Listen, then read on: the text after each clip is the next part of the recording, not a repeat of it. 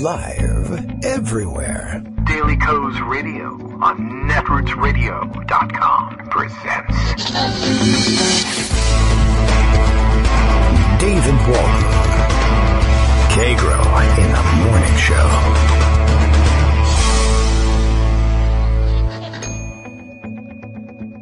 Now, here's David Waldman. Hey, good morning, everybody. How you doing? It is Thursday, April 13th, 2017. It's April 13th, not Friday, April 13th, Thursday the 13th, not Friday the 13th. Although I'm already experiencing, I guess the bad luck is seeping over from Friday into Thursday, and I just can't get anything to work right today, including the mouth part of me that is supposed to deliver the show to you. Nothing's happening, luckily. We've got everything wrapped up in one tweet. As it turns out, Bill in Portland, Maine, lets us know that we've pretty much summarized Donald Trump in 7 words, so the show is over. Daily Kos Radio is live now. Kagro X, that's me. David Waldman describes Trump in 7 words. His mind is an open comic book. Just commenting in passing yesterday, as our good friend and loyal listener, Christina Novaki, noted, she was having a good time listening to the impressions and the roundup of the predictions. Exactly what I had thought the president might be doing down at Mar-a-Lago with the Chinese president last weekend with respect to the Syria strike. Turned out to be true, as we learned that he revealed the launch of the strikes over the most beautiful, delicious chocolate cake. He's what a card that guy is. All right. Well, that was the big story yesterday. By the way, let's see, lots of news to get to today. There's all sorts of tidbits. I don't know which long-form story we'll dive into first, but just to catch up on a couple of things. In case you were wondering, I know we reported the other day that the White House allegedly hosted a Seder for the Jewish Passover holiday. But then we found out that the Seder wasn't actually taking place in the White House. It was taking place in the White House complex over in the old executive office building. And everybody knows you have family dinners in executive office buildings. That's where you do these things.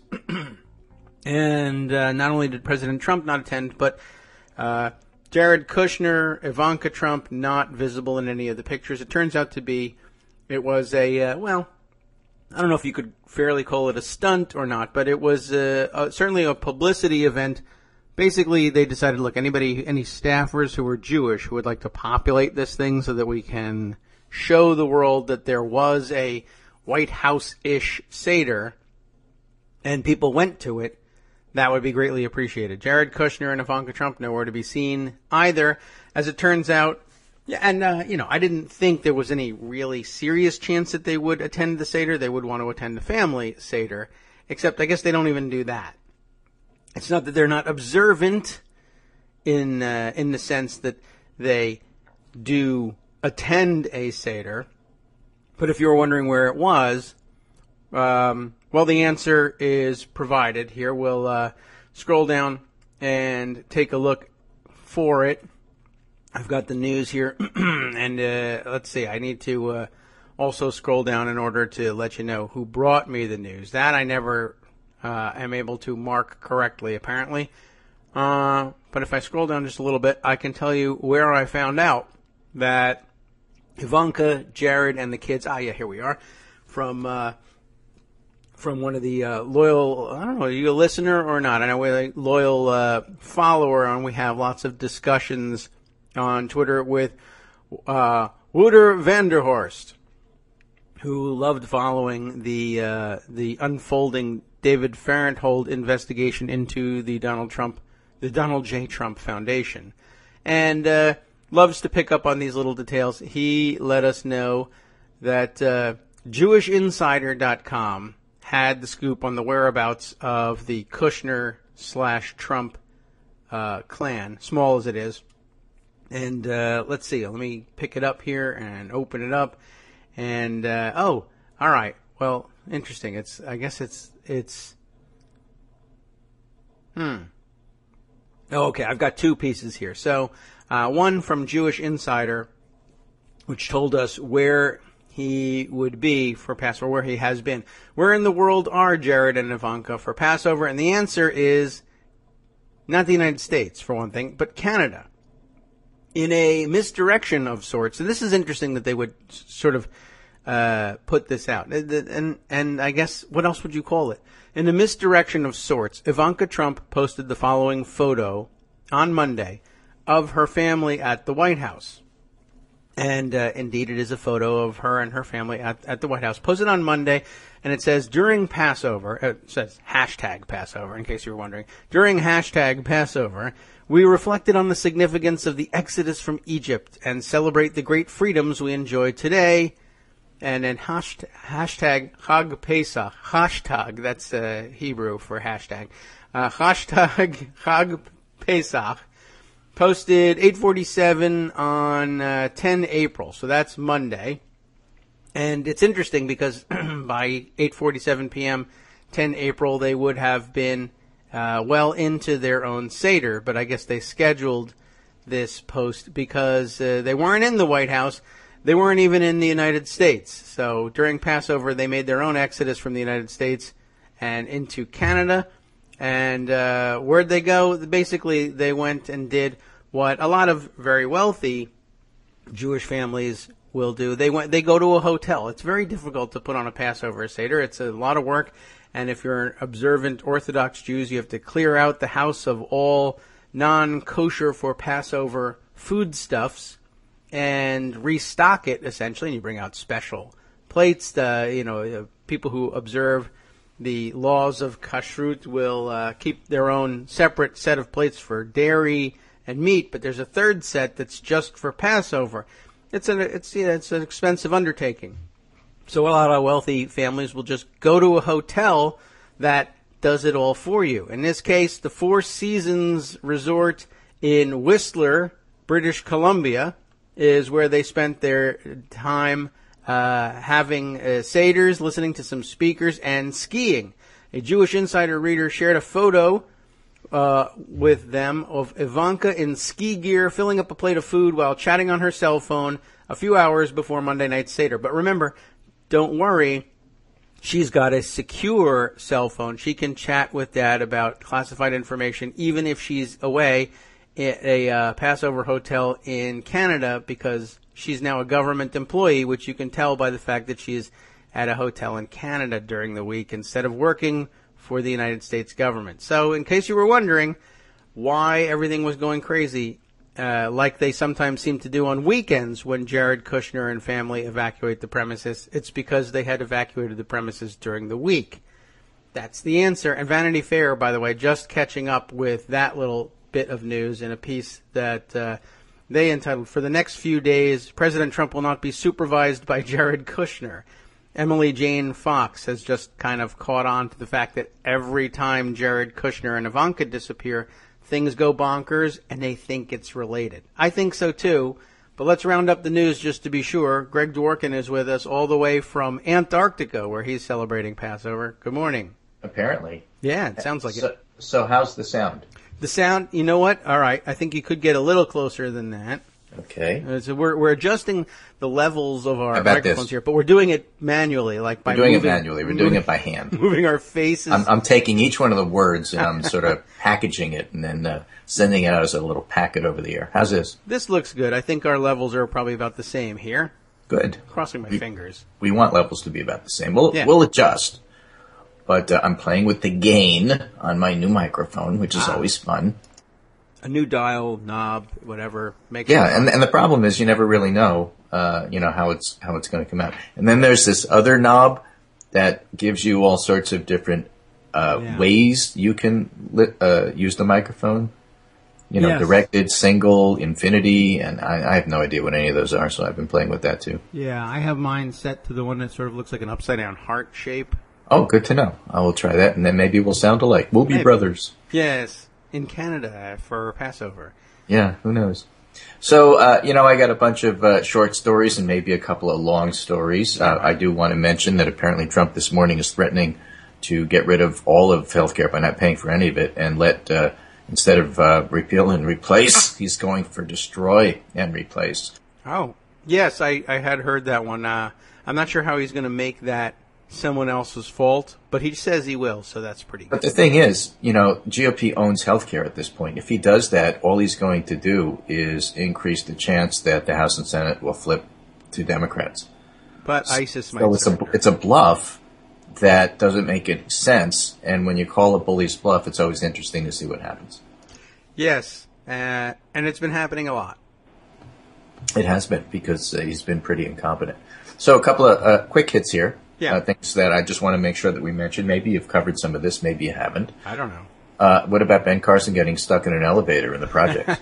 I retweeted that yesterday, but I didn't mention it. Yeah, we should mention it on the air for our listeners. Here it goes.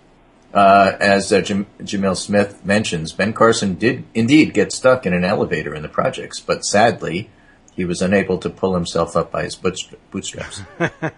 Yeah, they'd have to be pretty big bootstraps. I did see somebody observe on Twitter. Come and help out, yeah. They just said, this just proves that Ben Carson knows nothing about public housing. Don't take the elevators in public housing projects. Absolutely, tells you a whole lot.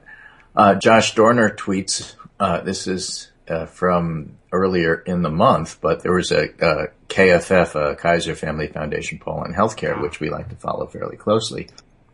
Yes. And it says in point and contradistinction to what Trump is trying to do, by a 75-19 margin. In other words, a statistical dead heat. By a 75-19 margin, Americans want Trump and his administration to make the Affordable Care Act work, not sabotage it. Oh. Whoops. Right? Okay. So 75% say do what they can to make the law work, and 19% say do what they can to make the law fail so that they could replace it. And 6% have no clue. Yeah. There's always 6% that have no clue. Well, there's always a lot of people that have no clue. People, personally. Okay. Because they never have a good answer. In regard to Passovers and Hitler, because they go together like right, like wine and cheese, right? GOP representative on Spicer, he needs to go. This is interesting because it's Representative Mike Kaufman, a Republican of Colorado, who's in kind of a swing district. Yeah. He made I won't say mistake, but he made the decision to have a town hall meeting.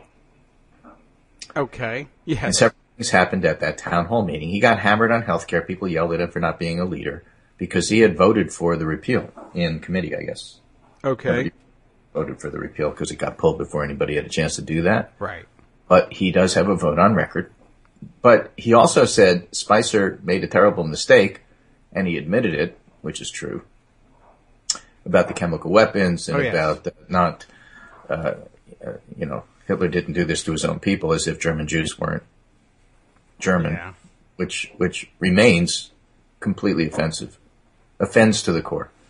But he went on to say that, after pointing out that the press secretary apologized for his comments, this piece is from The Hill, and I'll quote, while Kaufman's suggestion that Spicer resign drew applause among town hall attendees, the Colorado Republican received boos and jeers shortly afterward when he tried to explain Spicer's comments. Most people like receiving boos, but that's the one with the Z.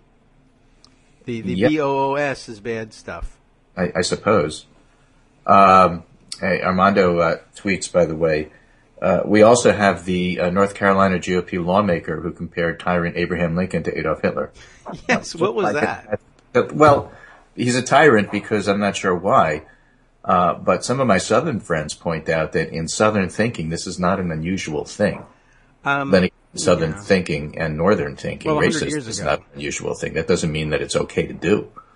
But apparently there is a story about that floating around. I have heard that story. And, 100 and something years ago, when the South was freshly mad at having been conquered, they did think of Abraham Lincoln as a great tyrant. Of course, that's fallen mostly out of fashion these days. But I guess there's always reenactors. And this was a state legislator, Larry Pittman from North Carolina. And I will send over to you just so you can read along, just as we do here at home. Okay. From CBS News, North Carolina legislator compares Lincoln to Hitler on Facebook. Well, Lincoln was a bit of a Hitler on Facebook, as I recall. Capital County Republican Representative Larry Pittman posted the comment in response to a torrent of criticism over legislation he and two others sponsored in the General Assembly to restore a state ban on same-sex marriage. This is getting far afield here, but okay. Yeah, by the way, that thing was pulled because everybody told him it was unconstitutional given what the Supreme Court had done. But the fact that he would even push it is of interest. Anyway, in the lengthy thread, someone posted that the Civil War is over, the Fed won, get over it. And as a response, he said, and if Hitler had won, should the world just get over it? Lincoln was the same sort of tyrant. Well, there was no call for Hitler in that at all. Because Hitler was personally, not Hitler, Lincoln. Yes. I mean, it's easy to get them confused. I could see how I just did that, right? Lincoln was personally responsible for the deaths of 800,000 Americans in a war that was unnecessary and unconstitutional. Well, that's interesting to lay personal responsibility on him for that. Yeah. I mean, I guess why not? But why not? But Pittman didn't return phone calls seeking comment. That is tyrannical. Well, it figures that he wouldn't. That's an unusual argument. I don't know how unnecessary the war was also. There's a good argument that it was unconstitutional, but they lost that one. In any case, the bill co-sponsored by Pittman claims the U.S. Supreme Court overstepped with its 2015 ruling that effectively voided an amendment to North Carolina's Constitution forbidding same-sex marriage. Voters approved the amendment in 2012. Now, on Wednesday, House Speaker Tim Moore of Kings Mountain said in a statement that the bill introduced this week won't be considered because the nation's highest court has firmly ruled on the issue. So why he bothered to do that is unclear. Why he referenced Lincoln is unclear. But there's still a lot of nutters in this country who happen to hold office, so it's a good reminder. Yes, I will remind him, though, he does make an interesting point that that the people of North Carolina popularly voted for this amendment, but the system we have overruled it, and that was, I guess, unfortunate from their perspective. But if it really bothers him a great deal, I'm sure I'd like to talk to him about the fact that the overwhelming majority of people in the United States elected Hillary Clinton as president, but the system we have that got in the way has left us with Donald Trump, and maybe he and I could have a chat about that and see how he feels. That's where you and I differ, I suppose, because I would like to not talk to him. Oh, well, I was really sort of thinking of dictating to him in a tyrannical manner, but I was dressing it up as a dialogue. I suppose. Okay. Here's one from the New York Times. Why Americans vote against their interest. Why? Partisanship. Here it is. Oh. Yeah. Partisan identification is bigger than anything the party does. It stems from something much more fundamental, people's idea of who they are. I'm emphasizing the like a pirate. Fact that, are, because they happen to be italicized here, and you can't see that on the air, so I thought okay. pirate speak in order to do that. And pirate speak, by the way, is always relevant. It's fun pretending. Yeah, because I can never remember when Speak Like a Pirate Day really is. Yeah, September 19th, I believe. Oh, wow. Okay. Well, certainly in September. Really I think it's the 19th. I could check that, but that certainly feels right. It's in September. And it's been true since 2002, by the way. Oh. International Talk Like a Pirate Day is called. Oh, okay. All right. Well, you're being what is Armando from now? The sidelines by Armando. What does he want? He's not. I'm too busy looking up Pirate Day. It's Tuesday, September 19th. What does he want? Thank you. He says, he's surprised that you don't want to talk to the legislator from North Carolina. He thought you wanted to reach out and understand them, and Chris Arnade is upset. No, Chris can go talk to him. Oh. And he can take pictures. I just read it. He's one of the people that I think is kind of a waste of time to talk to. Okay. But, people like Mike Hoffman in Colorado, that's the kind of person I want to go talk to. All right. Well, Colorado is a nicer place. Are we done with United? Well, I think so. I got this letter here. More? I was on United Flight 3411. Here's what I saw. Okay. And actually a person describing the entire thing. Sure. Well, I would listen to that. I understand, by the way, everybody on that flight got their money back. I'm not certain whether they got their ticket paid for. I guess the disgusting mishandling of the situation included everyone from the rude ticket agent who demanded the man give up his seat on the flight, United overbooked, to one of the officers laughing in the middle of the incident, to the violent, abusive way the passenger was dragged off the plane by the officer. It was the worst possible model for my students. She's a teacher. Oh. And frankly was traumatizing to many of us who watched this from such close proximity. What are we modeling for our children? Are we teaching our children to scream at other people, jump quickly to force if we can't get the results we want, to use violence to solve problems, to have total disrespect for other people? She asks. I think we are. And then writes, I was appalled at how United and the officers handled the situation, but I was also encouraged by my fellow passengers' attempts to interfere despite how helpless we all felt. Some passengers audibly protested to the officers. Some stood and removed themselves from the plane rather than continue to witness the abuse. And one father, while trying to console his 8-year-old daughter, confronted the officer saying, among other things, you ought to be ashamed of yourself. These are the models of which I hope our children will see more. And I have to say, it is always encouraging when you see something really dumb being done or stupid or obnoxious or unfair or hurtful and so on and so forth. When other people stand up and say this is not right, that is always encouraging. And by the way, this actually happened on a Southwest airline flight. This is being reported by Patrick Quinn. Welcome to Southwest, they announced, where we beat our competitors, not our customers. Good idea. Good idea. So I thought that was certainly worthy of mention. I see what you mean. That's what happened on Southwest. Okay. Yep. Yeah. Well, it's good to know that somebody protested in some way, because on the initial videos, everybody's sort of sitting there. Although my audio wasn't on, so I couldn't hear whether people were yelling. People yelling. People, what are you doing? Why are you doing this? I mean, the passengers were not happy about it. Well, I should hope not. So let me turn to the Huffington Post, and this one is a little more close to home. I thought it was just worthy of mention. The title is Daily Kos is Back. That is close to home. As if we ever left. Did you see this article by Ryan Grimm? I did. Let's talk about it. The fact, I don't know if anybody else saw it. That's not. All right. All right. No, it says Daily Kos is back. The liberal site has acquired a new relevance in the era of democratic resistance to President Donald Trump. Thank you, Huffington Post. As if we ever went away. I don't know how to take this. So the Huffington Post were relevant again. All right. Yeah. All right. On Wednesday evening a week ago, news began to filter out of Wichita, Kansas. It's not Wichita, crucial Washica County in Wisconsin. Yeah. But it's Wichita, Kansas. That Republicans were pouring 6 figures worth of last-minute money into a special election to stave off what could be a debilitating upset. An organization dedicated to electing Democrats in races around the country immediately sprang into action, quickly endorsing the Democrat, James Thompson, getting on the phone with his campaign to make sure it wasn't too late to start raising money. Assured it could be put to effective use, they set up a fundraising page on Act Blue, and the political director said, we turned the entire thing around from endorsement to fundraising in about 30 minutes. Now, this was not the Democratic Congressional Campaign Committee, and it was not the DNC. It was Daily Kos. And the political director was our own David Neer. Right. David NYC in the old days. Yes.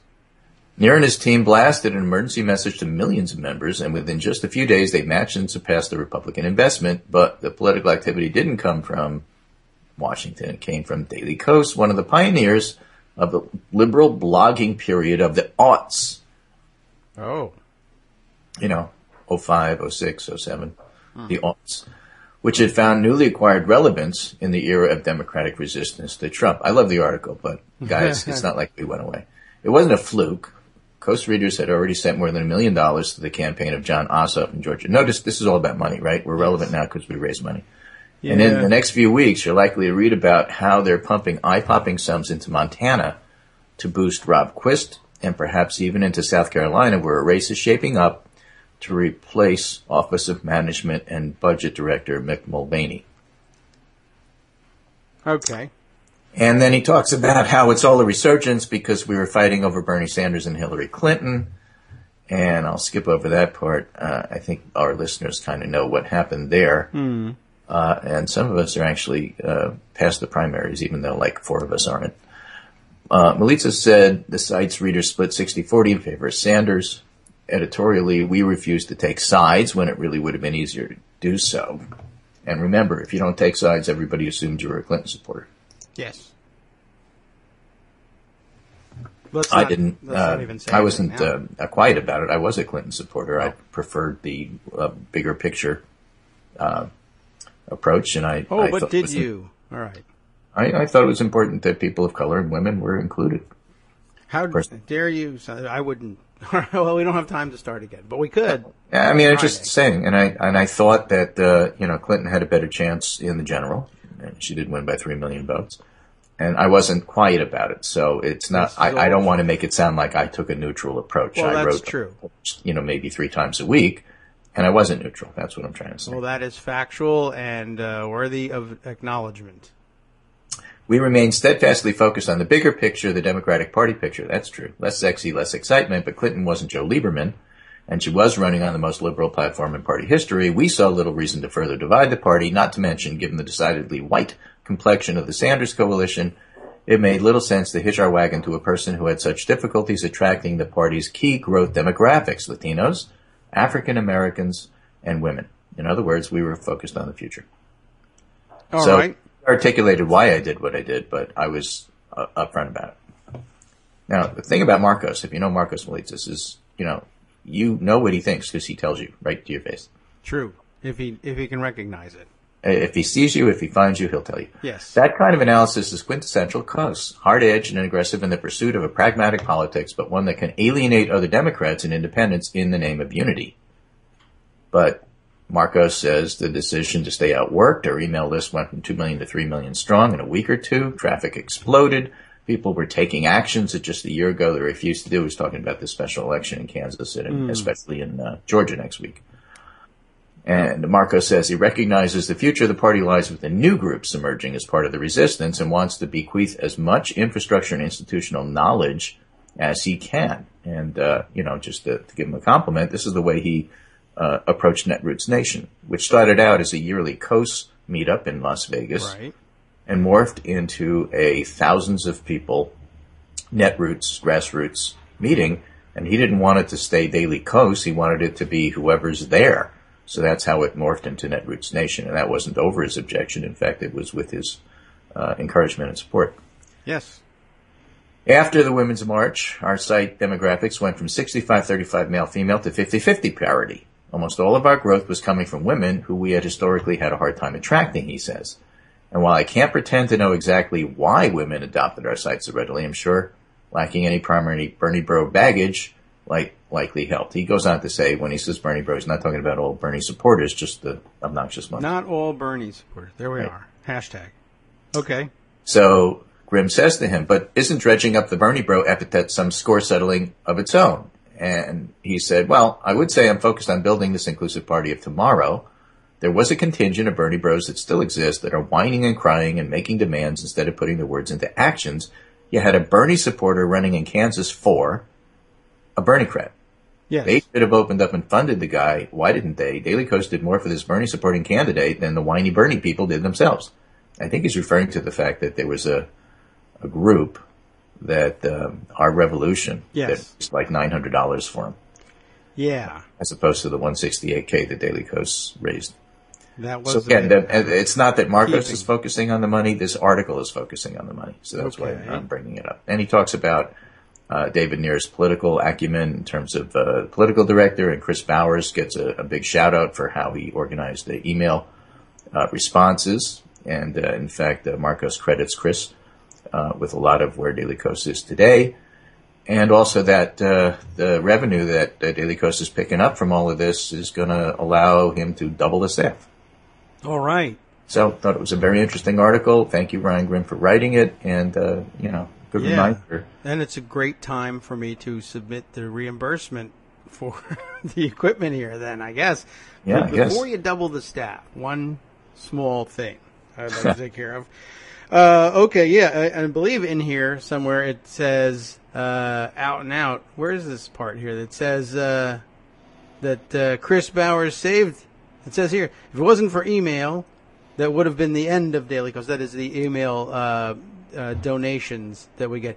Chris Bowers saved the Daily Kos, which is interesting because we're usually not stylistically. We rarely say the Daily Kos, but Marcos did it. So it's like the Ukraine. Yeah, right, and the Sudan, both of them, and the Seychelles. There's a lot of places that have that, but yeah, there you go. I mean, I just wanted to get that out there. Chris Bowers saved it, so that's good. Congratulations. Well done, Chris. Thank you.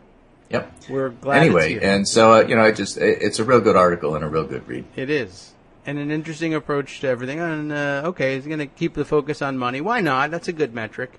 Mm-hmm. We like money. By the way, this is 538. Julia Azari, who's a political scientist, I love following them, has a real nice piece here on the president's first 100 days and do they really matter, contrasting the greatest of all first 100 days, Franklin Roosevelt. He passed 76 bills into law. Truman did 55, Eisenhower 22. Nixon did 9. Okay. George W. Bush did 7. Clinton did 24. I'm not sure how many. Obama did 11. I'm not sure how many Trump has done. What, bills?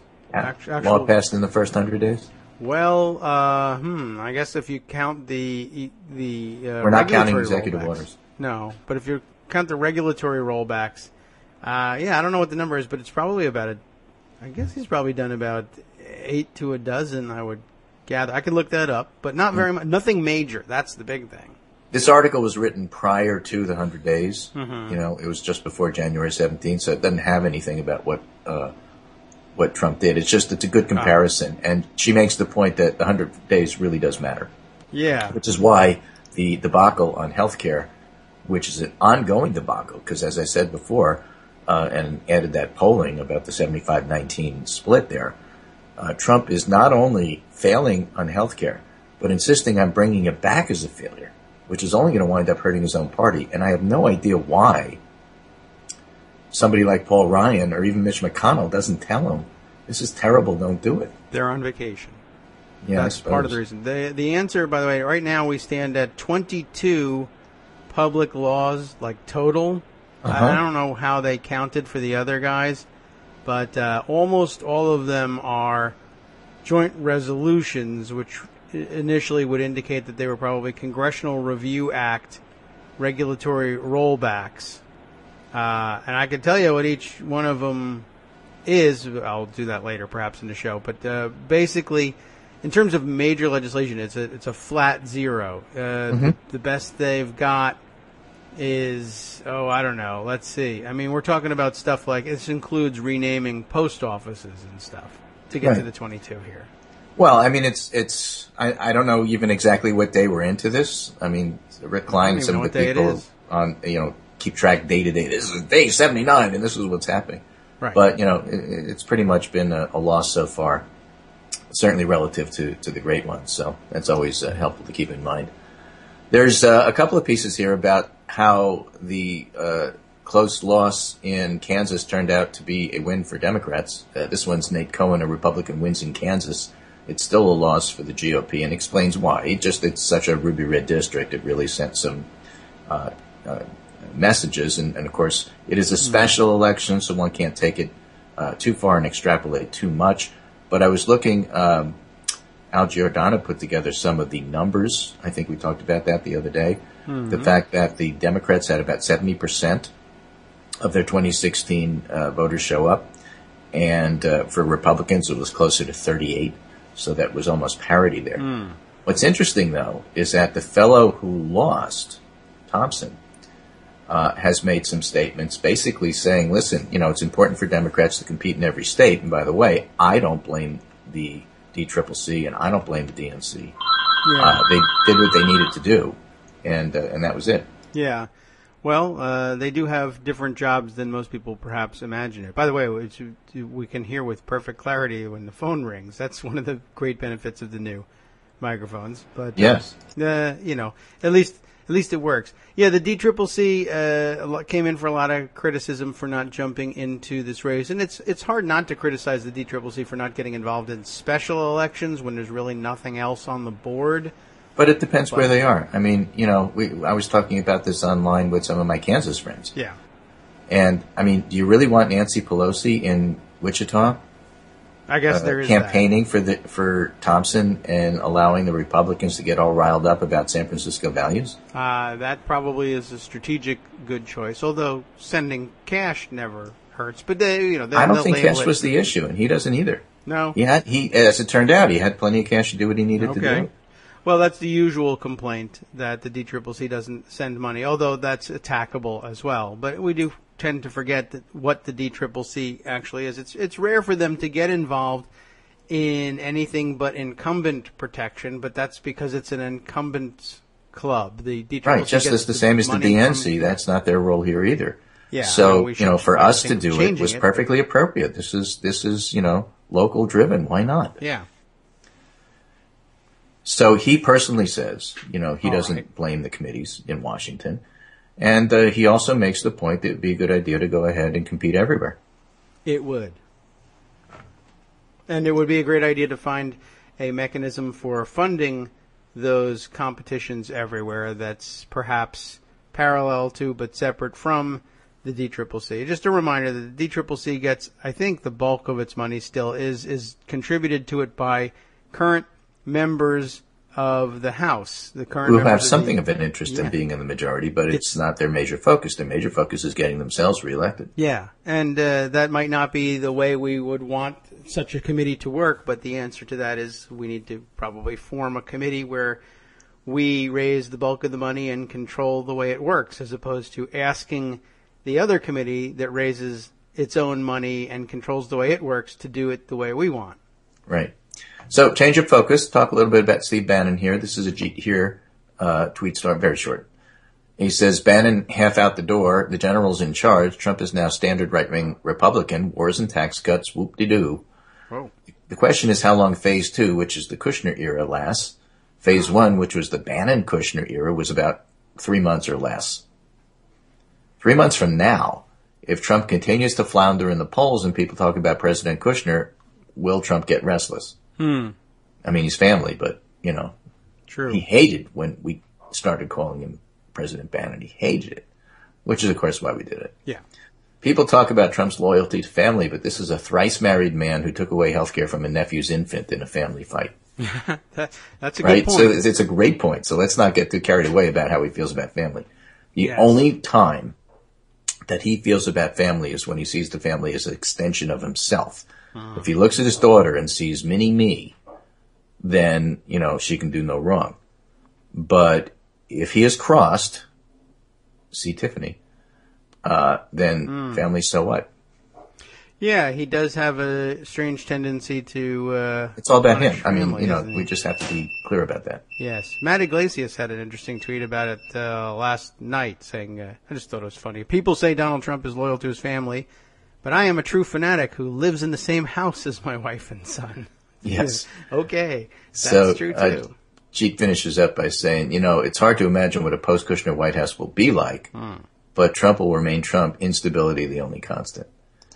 And, of course, it's interesting that if we see all the flip-flops that have happened in the last 72 hours on policy, which is phenomenal, whether it's the Import-Export Bank, whether it's Russia is bad and China is good, whatever you're talking about here, all of a sudden he's taking completely different views.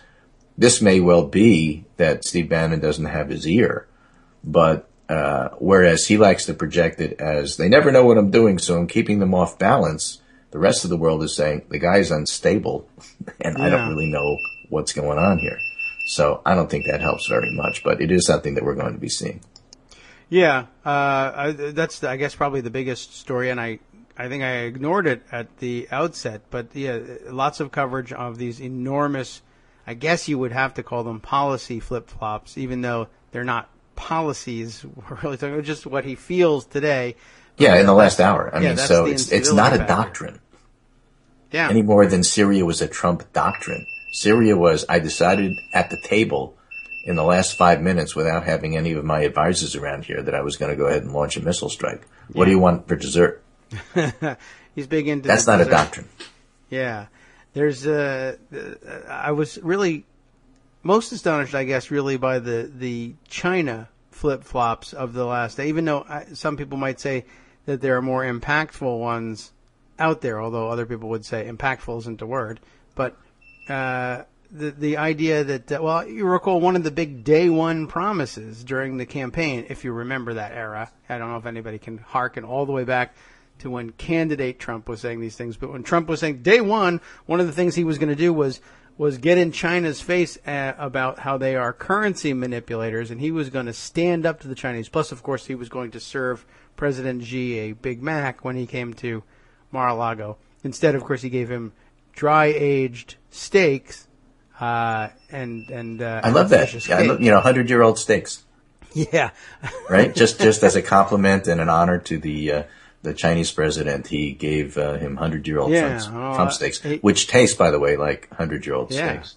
And he was going to do that. He was going to serve him a Big Mac and tell him he's a currency manipulator. And instead, he gave him dry-aged steak and said, "You're doing fabulous. You've talked me out of that." With the chocolate cake.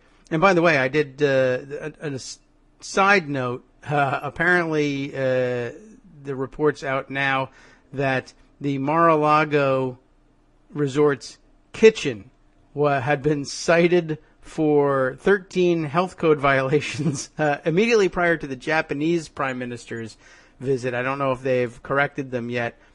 Christina Wilkie has that story, included, by the way, undercooked meat and undercooled meat and dangerous fish. I think dead fish. It was dangerous to those who ate it, not live fish like barracudas that are dangerous. But good speculation here. Maybe this is why he overcooks his steak all the time, because it's not stored properly. And it's the only way you can avoid illness. Here's a story in The Economist, which is titled "How to Make Sense of Trump versus Trumpism," which is kind of interesting. The struggle between Bannon and Kushner factions is about more than dynasty. That is to say, it's more than just family stuff. Not the show. And it goes on to say, when briefing against the Kushner faction, the Bannon camp uses such slurs as the Democrats, the New Yorkers, or the globalists. Of course, they're leaving out the fact that they could have just said Jews and made it shorter, but they didn't. Right. Mr. Kushner and his elegantly tailored friends are charged with being squeamish about immigration, too eager to see America play global policeman in Syria and peacemaker in the Middle East, and willing to give a hearing to Democratic experts on such subjects as health policy and climate change. Bannonites, Democrats, and pundits have mocked Mr. Kushner for the range of his responsibilities. The president's son-in-law is charged with overseeing everything from Middle East peace to relations with Canada, Mexico, and China, and reorganizing the federal government using lessons from business. But to cast these fights as a clash between left and right, or even palace intrigue, is to miss the whole story. The semi-public combat between Bannon and Kushner rests on an argument about something much larger, namely the purpose of Mr. Trump's presidency itself. Actually, I would suggest it's an argument much smaller, but, that's their view. For Mr. Bannon, the point of winning the 2016 election was to advance a cause which history may in time call Trumpism. And I think it's reflected by that North Carolina state person who thinks Lincoln was a tyrant. A former naval officer from a blue-collar family in Virginia, he spent years studying theories of how societies collapse. He's made several lurid, doomy films alleging that working families have been sold out by ruthless, corrupt elites who stood by and profited as immigrants flooded in. Other works lamented the collapse of Judeo-Christian values in the American heartland. Mr. Bannon saw before many others on the hard right that Mr. Trump might not be a conventional conservative, but intuitively grasped the power of economic populism. On joining the government at the president's ideologue-in-chief, Mr. Bannon pasted specific promises made in Trump campaign speeches on the walls of his West Wing office. They cover everything from border security to global trade and an assault on regulations and the federal agencies that write them, through what Mr. Bannon calls the deconstruction of the administrative state. Yes. Remember that one? Addressing conservatives in February, the strategist assured them that whatever establishment types try to lure Mr. Trump away from that radical agenda, he's like, no, I promised the American people this, and this is the plan we're going to execute on. But, in other words, he's for this policy, whereas Kushner is trying to make Trump a success as president. These are not the same thing. And therefore, if it's Trump and his polls that matter, not whether Bannon's nationalistic causes matter, then the two are going to clash. Bannon will say this is what you need to do, and Kushner will say, but it's not making my father-in-law very popular, therefore we can't do it. And that's where the fighting is, according to this article. And I think there's a lot of truth in that. Well, now, which article was this? This is from The Economist. Yeah, okay. And I shall throw that at the bottom here, just make it easier. Because there was a Washington Post article this morning that people were tweeting around, pointing to as an open admission that the policy going forward was going to be dictated by what was good for the Trump business brand. That yes. And so making a very I have similar... a quote from that there. My conservative friend Jeff sent this around. Okay. It said, the fundamental assessment is that if they want to win the White House in 2020, they're not going to do it the way they did in 2016 because the family brand would not sustain the collateral damage, said one well-connected Republican operative, speaking on the condition of anonymity so that he wasn't poisoned. No, speaking on the condition of anonymity to discuss the president's family. It would be so protectionist, nationalist, and backward-looking they'd only be able to build in Oklahoma City or the Ozarks. I wonder why he didn't want to say that and identify his name. Yeah, right. Well, that's a tough assessment. Yeah, don't want to be poisoned. That's definitely true. Polonium, very hot these days. My kids know about it and where it is on the periodic table, as it turns out. So be careful out there. But good point and a similar. And he's got these friends, who are able to do this. Yes. Just so we... Anyway, my conservative friend Jeff said, this quote is so poisonous, suggesting Trump will make policy on basis of family real estate fortunes that I have to think it was intentional. Yeah. Well... To be clear, he says, the well-connected GOP operative just said Trump's policies will be served by desire to help the family brand, not national interests. To which I said to Jeff, yeah, is there a question? Right. I mean, has that not been the situation since day one? Well, that's why he's having all those meetings in Mar-a-Lago. It's business. And if not Mar-a-Lago, then Trump National. Yeah, somebody else pointed out, is this going to pave the way for the next president who happens to own a munitions factory? And if you mix business with presidency, how does that work? Yeah, that's already been pointed out. Certainly, I mean, he's a shareholder, and or the allegations over the past couple of days. A big shareholder of Raytheon Corporation, the builder of the cruise missiles that he sent into Iraq/Syria the other day. I don't know how, what kind of holdings he's got and how much money you actually make from something like a 59 cruise. It's a lot of money, but I don't know if shareholders get any of it really. But it could certainly be worse. I mean, if we're setting a precedent going forward about presidents who actually personally own the majority of such a company, it could be a little dangerous. Right. And before I leave you, again, to completely change the subject, because, if Trump could do it, why can't I? I've got this article from the New England Journal of Medicine that just came out the other day, which is entitled Physicians, Firearms, and Free Speech Overturning Florida's Firearm Safety Gag Rule. Yeah. Written by a bunch of lawyers. One of them's a doctor. Yeah, I suppose. One's a doctor and two were lawyers. I thought it was awfully good, and I'm just going to leave that with you just in case you're interested. One of them. Yeah. Maybe. But it's a thought-provoking article. Okay. Well, we're glad we tracked that story for a long time, the Docs versus Glocks shorthand that you laid on it, and saw that finally overturned in Florida in February. So this looks like a long academic article, this piece. It's a short academic article. Okay. Well, it's academic, so that makes it long. Yeah, I suppose. Oh my so God, with that, I just thought it was an interesting collection, a little of this, a little of that. We'll listen to the show later and see how my sound levels are and whether or not we made the right choices in regard to our gain. Right. And whether or not I pushed the right upside-down heart-shaped button and how that turned out. But in any case, this is Greg Dworkin speaking with my good friend Kagro. In the morning, that would be David Waldman. That's him. And I'm Greg. And thanks so much for listening, folks. And I will not be on the show tomorrow. What's happening Monday? Are you doing another Monday? We should trip? be back on regular schedule. Tomorrow, Friday, is another travel day, but it's the end of our spring break, so we're just doing the Easter weekend away. But you'll be here Monday. Monday, yeah. We don't do an Easter Monday here. Okay, good. So I will talk to you Monday then. All right. I will accept that. Yeah, we'll see what happens. Thanks very much, Greg. Take care. Thank you. You do the same. And if you go skiing in Canada for the rest of Passover, let us know. If I ever do, I certainly will, but that's not planned at the moment. Hey, you know what I am planning, though? Oh, no? I'm thinking about a vacation. Oh, that's good. I was thinking about Iceland. Oh, well, that's a good thought. But you've been there, and you thought it was, good. I thought it was fantastic. Yes, an excellent destination. Increasingly popular and a great way to pack in all sorts of fun activities outdoorsy type stuff, cool indoor activities as well. It depends on, I guess, what season you choose to go in. Mm-hmm. But I think I may be even planning to go back. I think that I'm not even just checking it off the list and saying moving on to another country. I might check it out again. Oh, very cool. So that's good to know, and thank you for the advice. And we'll be talking to you, and we'll go on from there. All right. Very good. All right. Thanks, Take Greg. care. You do the same. Have a great weekend. Bye. Bye. All right. Let's see. So what else can we catch up on? Any other? Should we just change directions entirely?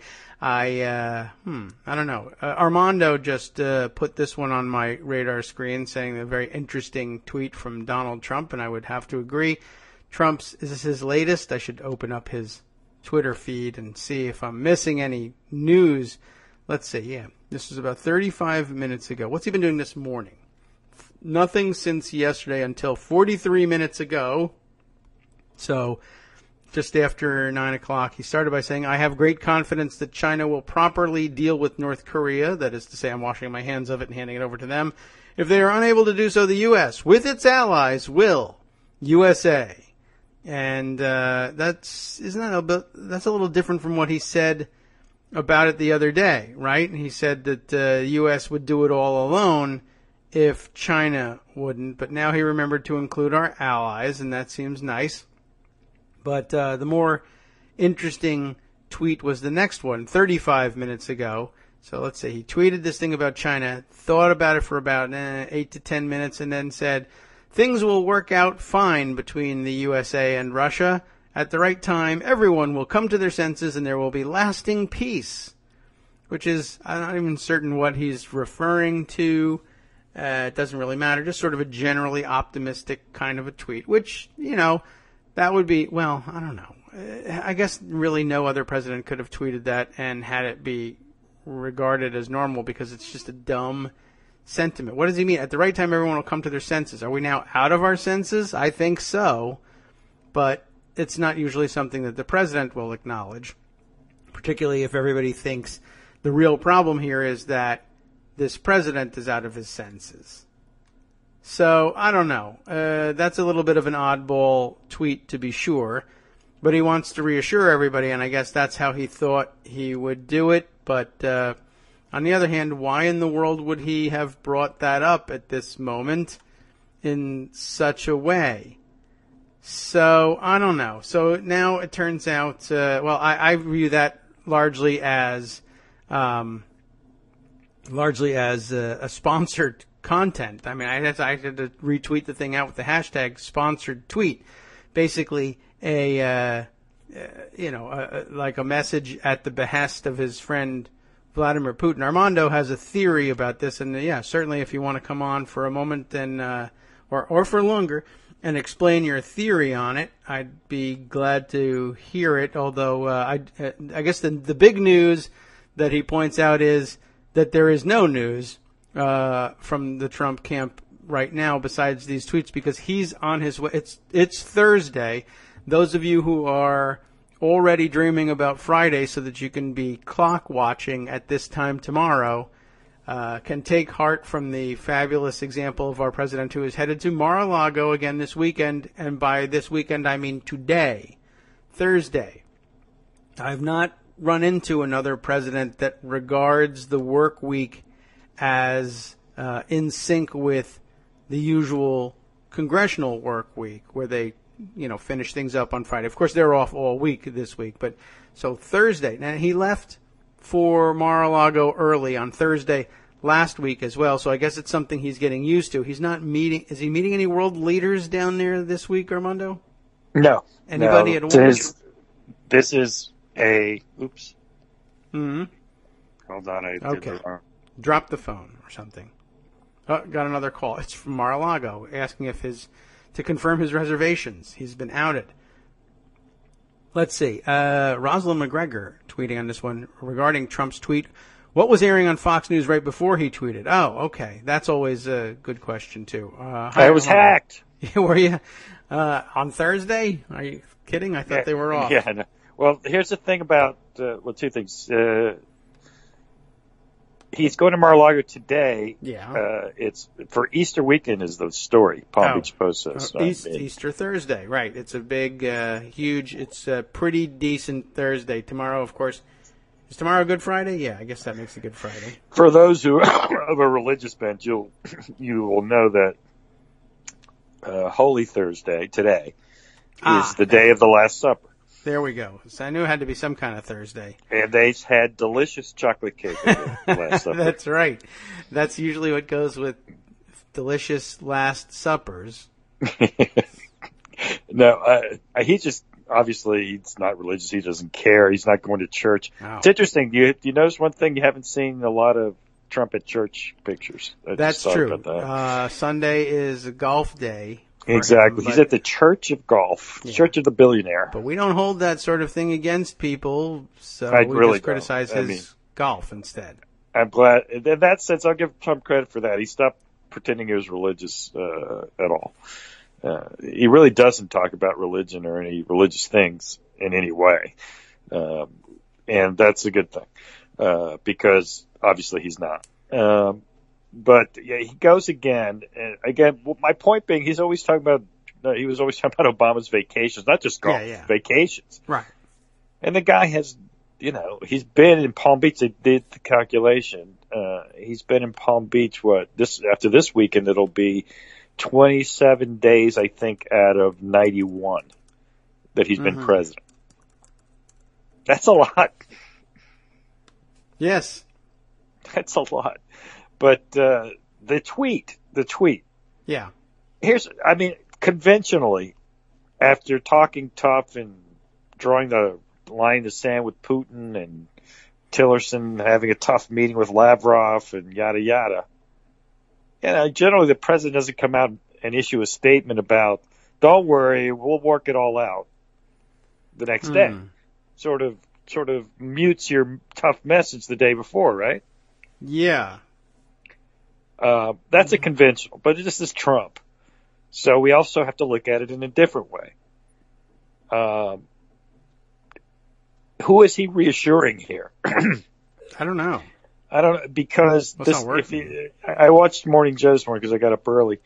I watched the first 30 minutes, and they were all so happy that he was being tough on tough on Putin, and embracing NATO and showing how, he's not in anybody's pocket, right? Right. And then he does this. So, it was weird. It's not like he can't, either through back channels or just pick up the phone and call Putin and tell him, don't worry. We'll let this blow over and then I'll lift the sanctions or whatever he was going to say. So why the tweet? I really think this is to the alt-right, who's, the Ann Coulters and whatnots of the world who got, pretty worked up about Syria and now the new toughness with Russia.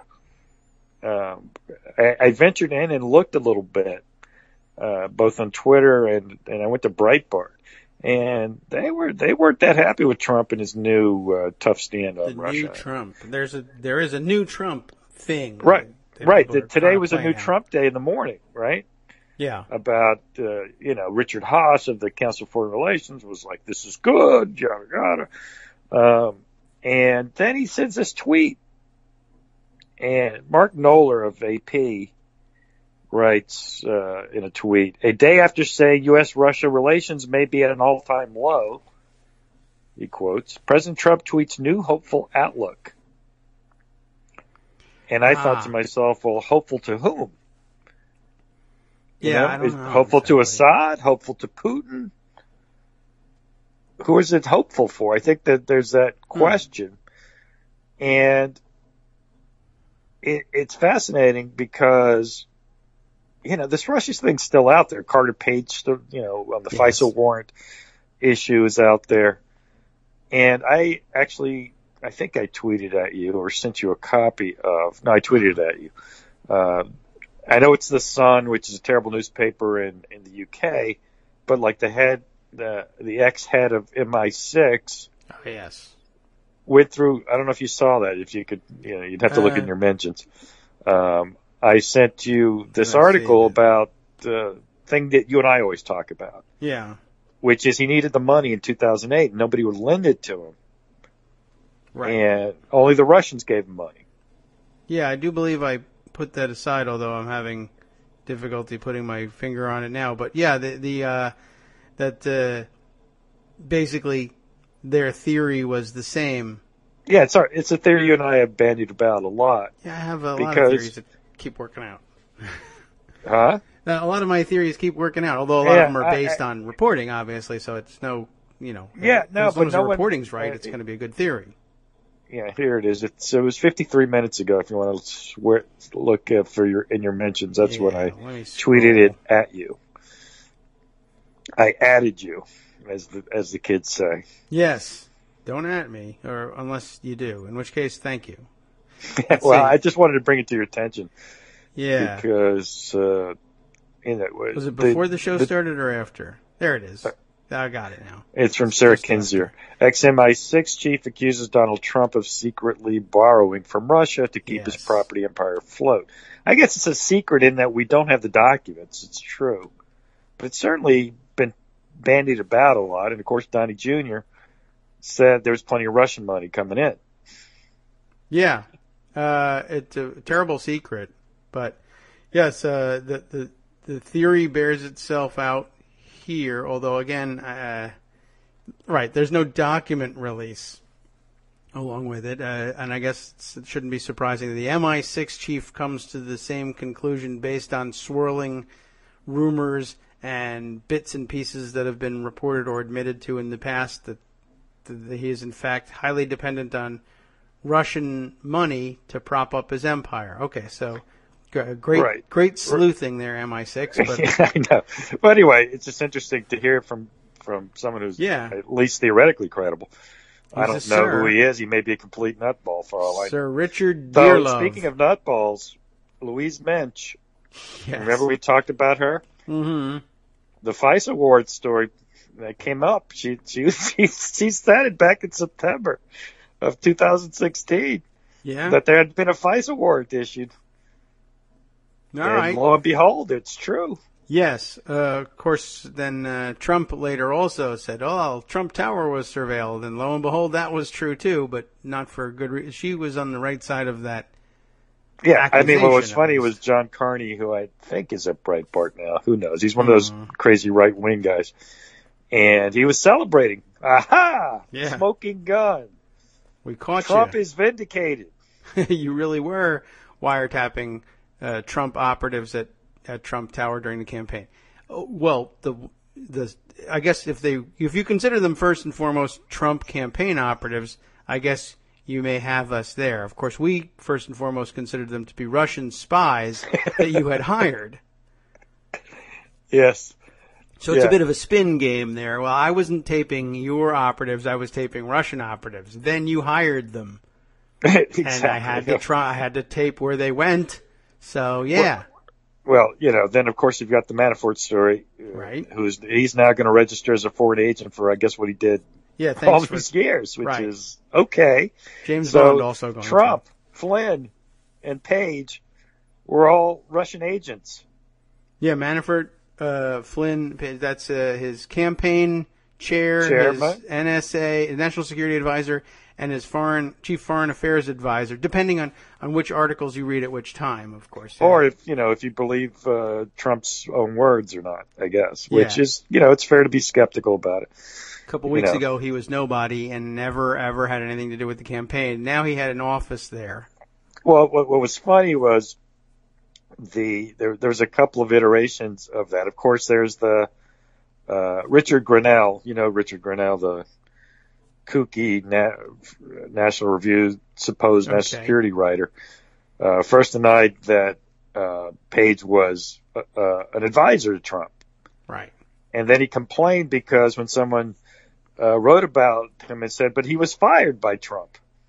So wait a second. If he was never an advisor, why would Trump fire him? Yes.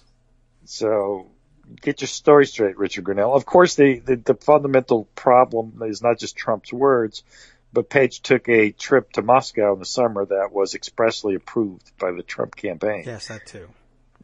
So none of it adds up with regard to him. There's so much going on this story, and they made some sounds, obviously, in the last few days, a serious strike in theory, which, again, I'll go back to the substance of this. They knocked out some planes. We don't really know how many. Mattis even had to basically back off of what his story was. He said 20%, and it might have been 20 planes for all we know. And who knows if that's even right. And that's it. We're done with Syria and possibly, right? And of course, if we're headed to a period where people are going to come to their senses and reach a lasting peace, peace in our time context, then what does that mean? I mean, presumably we're not going to invade Syria, which, believe it or not, I agree with Trump if that's what his decision is. I don't think we should. Mm-hmm. And we'll work it out with Russia. And working it out with Russia mostly means, I believe, I think that you're not going to destroy NATO. That's the bridge too far. Putin's not that crazy. Yes, he likes NATO now anyway. Well, he likes it now, and the reality is there wasn't much you could do. You're not going to blow up NATO. Even Trump can't do that. That would just be too much. That was never happening. What you could do, what would Putin really want from Trump? He wants those sanctions lifted. He wants to do that crazy Arctic oil deal with Rex Tillerson's ExxonMobil, which has been in hold since the Ukraine invasion. $500 billion deal. Not just billions with a B. And he wants the sanctions lifted, and he wants a free hand in the Ukraine. And he wants, of course, you lift the sanctions. That Crimea is a fait accompli. No one's going to take Crimea back from Russia anytime soon. But that's one of the bases for the sanctions. And then, of course, I think, frankly, the more important substantive issue is what do you do about the Ukraine and Russian presence there and how that all gets worked out. Do you do a Chamberlain and go to Munich with Putin and achieve peace in our time, accept their incursions and their sphere of influence in the Ukraine, accept the Crimea, lift the sanctions, and then declare that how does the president say? We've all come to our senses and we're going to have lasting peace now? I guess. I mean, I suppose if you give them whatever they want, you could declare lasting peace. I don't know how well we'll do with lasting peace. I imagine that giving them whatever it didn't work that well the last time in Munich. So usually they come and take more. Well, there's always going to be something new. But what's the deal? If Assad stays in Syria, and at this point, I don't know how that war is going. I'm no expert on Syria, but I believe it's going better for Assad than it was going. We're still, in theory, going after one part of the rebels, the ISIS rebels or the al-Nusra rebels, and we wanted a moderate opposition to support, but they don't seem to exist anymore. You sort of let time go by, it goes away, Assad consolidates his power, Russia's happy there. You accept the Ukraine-Crimea situation, lift sanctions. Putin's okay with that. He's happy there. And then what? I mean, but there's peace then. I mean, maybe that's what you should do. I'm not arguing the merits of it. I frankly haven't studied it enough to give you an informed impression of what I think would be the right policy on any of these things. But in terms of this tweet and what it's signaling, remember, this is what, in essence, when he came in on January 20th, what am I saying, January 20th? A week ago. Tillerson said, well, Assad's not our problem. Yeah. Right? And, we need to make peace with Russia. The chemical weapon attack is what stopped that train. And we've had the strikes, and then we had some tough talk yesterday, and boom, there's a lot of pushback from the alt-right, and of course Bannon's on thin ice because frankly, I think mostly because he went after Jared. I think he could have said everything else about anybody else, which he did. He's been attacking people left and right through his, sources and through his control of Breitbart. But going after Jared, I think, was the red line. That was an actual red line for Trump. Don't go after my son-in-law. Yeah. Which surprising that someone had to tell Bannon that, but apparently they did. Yeah, I'm surprised that that wasn't immediately obvious. I did see yesterday that I think, well, they were I guess lectured a little bit about that, and then Bannon allegedly gave instructions to the place that he no longer controls and has totally resigned from, so that they can get press passes, Breitbart News, and told them, let's back off of the Jared bashing. So what they immediately did was any stories that they had that they were preparing to carpet bomb him with, they farmed out and gave mostly to the Daily Caller. So the Daily Caller has taken up the... is that right? Yeah. The new anti-Jared site? That's funny. So the attacks will still be out there. They just won't have Bannon fingerprints on them, except that I imagine Bannon leaves some fat, greasy fingerprints visible to the naked eye, and everyone, even Donald Trump, might be able to detect them. All right, here's a classic Trump story. I just saw it. It was about an hour ago. Did you see this? Trump called the 60 Minutes executive after the post-election interview to find out if he had broken any ratings records. God. That's funny. Well, man, he's a kid at heart, I guess, a demented wacko kid, but he is such a wacko. All these other things going on. Did I win? And I assume you talked about it yesterday. I listened to the Joan part, but I don't know. Well, I actually listened to most of your show, but maybe you didn't listen to it. I don't know. The interview with Maria Bartiromo. Yes, the chocolate cake.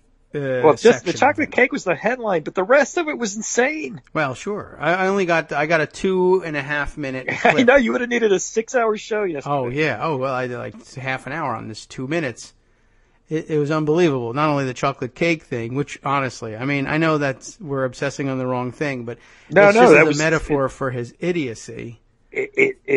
But he's sitting there. He's telling this story. He's telling this story about an important moment early in his presidency. The chocolate cake was beautiful. And national TV. And not only was the chocolate cake beautiful, President Xi really was enjoying it. Oh, yes, he was, despite the health code violations in the kitchen. I think it was chocolate cake. There was a bat in the chocolate cake, would be fun. Right.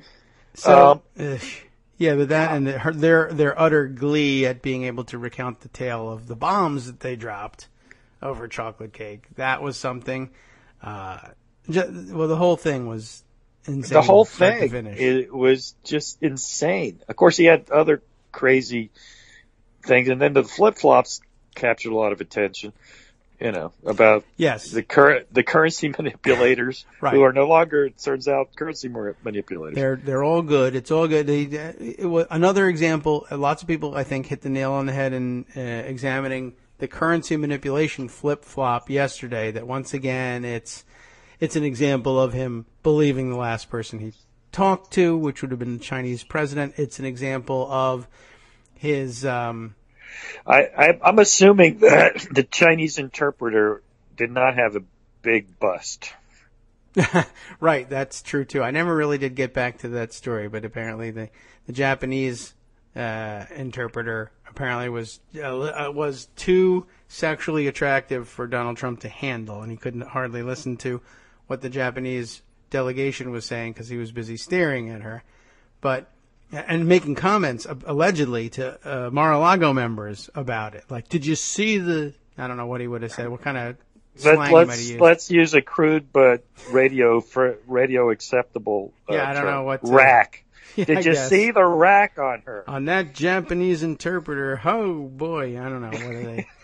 Yeah, so he was very. He's the president of the United States. Allegedly. Oh my God. He's all right. So his flip flop on China also. So let's see. I had seen somebody characterize it as it being another example of him listening to the last person he talked to. But then on top of that, it just so happens that the last person he talked to is the adversaries here. So a brilliant negotiating strategy. Why don't you tell me what I need to know in order to agree with you, and then I'll do it. Well, the currency manipulation is one thing. Then I thought the Korea thing would be easy for them, but then he explained it to me, and in 10 minutes I realized, hey, maybe it's not that easy. Right, and you have to assume that what he was thinking as well. You're Asian, they're Asian. Exactly. Boom. It'll be done. You know how to. I know there's differences. Oh, one has this kind of takeout, the other one has that kind of takeout. But you all have those funny letters. Chopsticks, and right. I can't read either of your languages. It's all blah blah blah blah to me.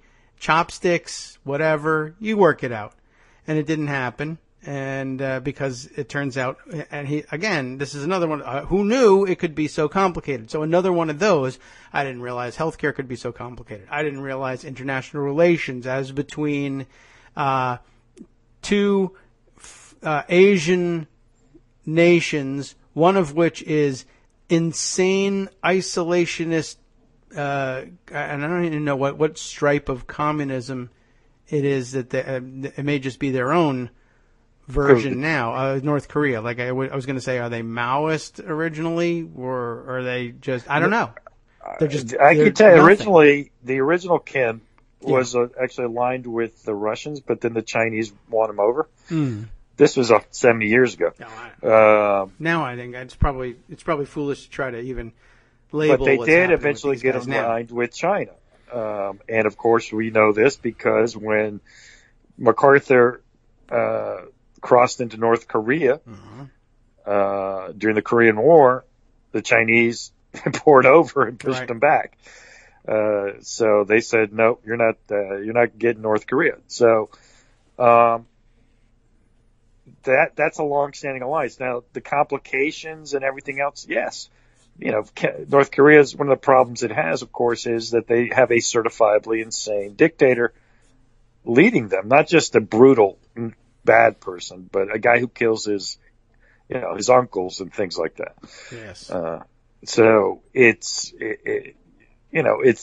from reporting. Obviously, I've never been there.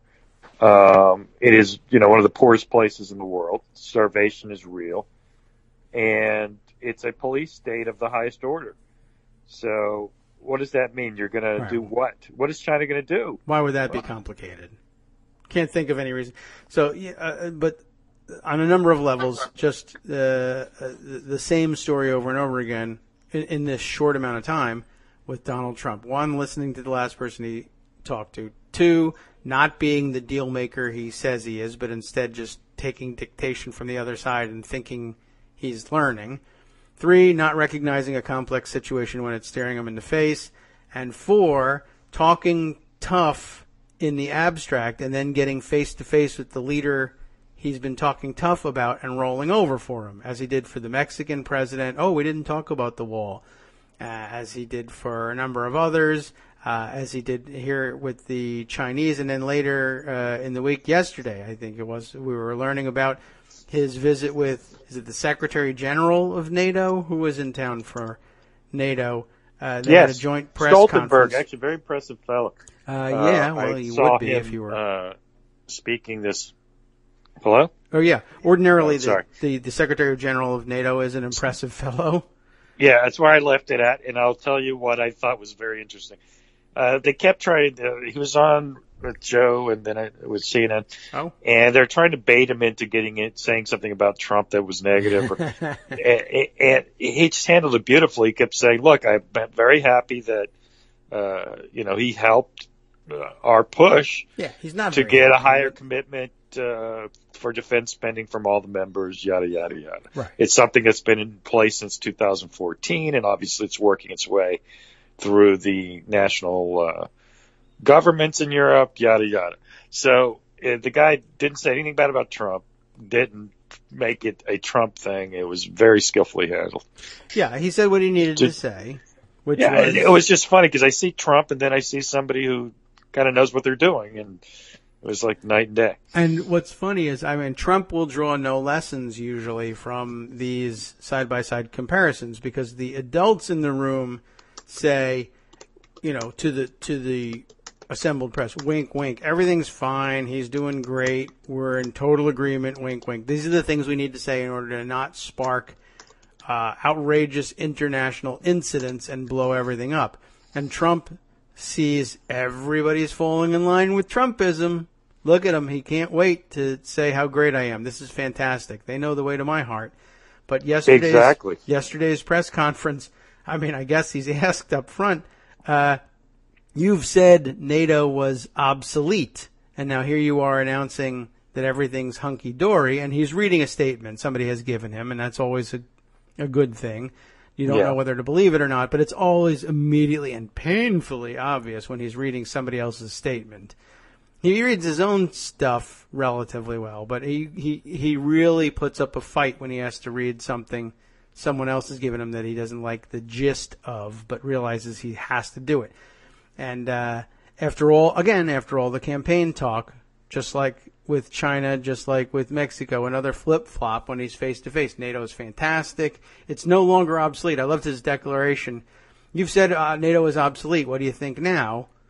Oh, well, I said they were obsolete. They're not obsolete now. The reason they're not obsolete now, in case you were wondering, is I said that they don't do anything about fighting terrorism. And I complained about this during the campaign, and they made a change. And now they do things my way, and so now they're not obsolete.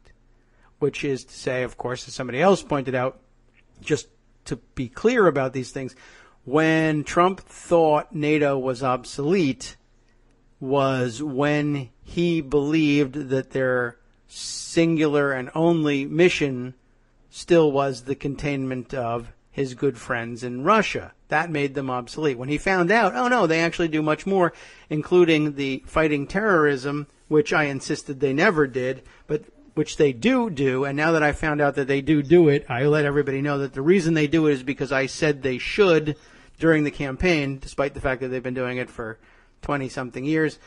They made this change in accommodation of me. That makes them non-obsolete. We're good friends now, and the poor Secretary General of NATO can only stand there and be the adult and say, as he is quoted today, Trump has been very consistent in his support of NATO. He hasn't been. He's been a wild man and an idiot, but I can't say that. Wink, wink. He's fantastic. We're working it all out. We're going to have peace in our time. This is their version of having to go out there and say we're all going to come to our senses and it's going to work out just fine. Oh, from NATO's perspective, yes. As I said, Stoltenberg did his job and he did it very well. Yep. And that's what he had to do. I mean, he doesn't need to pick a fight with Trump. NATO needs the United States, and whether Trump understands it or not, of course, the United States needs NATO, but that doesn't mean he won't do something stupid or crazy. Mm-hmm. So he was handled very well. I also commend the handling of Trump by the Chinese. And I still think the key to it all was that Trump was able to announce that the Chinese president or prime minister or premier, whatever they call the leader, requested going to Mar-a-Lago. Brilliant. Yes. Absolutely brilliant. He loved that he could say that somebody wanted to go to Mar-a-Lago, because he wanted to go to Mar-a-Lago, but he knows he was starting to get trouble for going all the time. Yeah, next week is my choice, but Easter in Mar-a-Lago. How they'd find an Easter egg in Mar-a-Lago? That's got to be a tough Easter egg hunt. Well, I don't know, but here's when is the Easter egg thing? Or did it happen and I missed it? The Easter egg roll. I don't know. Do they do that Monday? Is it the day after Easter? I think so. Let me see. I'll just let's take a look. Monday. All right. Yeah, that makes sense. You don't want to pull people out of church to come in and do this thing at the White House. So Monday, no updates on whether or not they're going to be able to pull this thing off, but I guess traditionally an Easter Monday happening. I did see this morning that they were trying to get Sesame Street characters to come and man the Easter egg roll. This of course after it should be interesting. They should send the Muppets and they should go there and they would say, by the way, thanks a lot for the gig. Now that you're trying to cut public television, where we got our start, although I guess Sesame Street now no longer airing on public television, but moving to pay television. But it's pretty nervy, right? To try to eliminate public television, public broadcasting, and then rely on Sesame Street characters to save you because no one wants to work your Easter egg roll. But that's just very Trumpian, and they'll probably go too. Yeah, I just reading here a story that the D.C. area schools who usually get invites, apparently none of them got them. Not just in D.C., but in the suburban. Oh yeah, outside. Well, they probably had no idea how to work it because all the people who have that kind of knowledge all got fired. Yeah. So they don't know anything about it, which is, ultimately who cares, I guess. I mean, it's sad. So is Melania staying back in D.C. to work on the Easter egg roll, you think? Oh, I imagine not. I doubt very much whether she'll be there on Monday. That's going to be amazing. Really? I don't know. I mean, maybe. How about what Barry? The plans are. Will he be there? I mean, he's a little old. He's got to for go to Easter school, egg, I guess. This whole thing about leaving him in New York was so that he didn't miss any school. Yeah, so obviously not. Yeah. Let's see. We'll see. I'll see if there's any reports about whether or not she is. Let's see. Easter egg roll back again. See if there's any Melania reports. I guess I'll have to. We never know where she is. We always assume she's in New York, but every once in a while she pops up in the White House, and you say, "Oh, how did she get here?"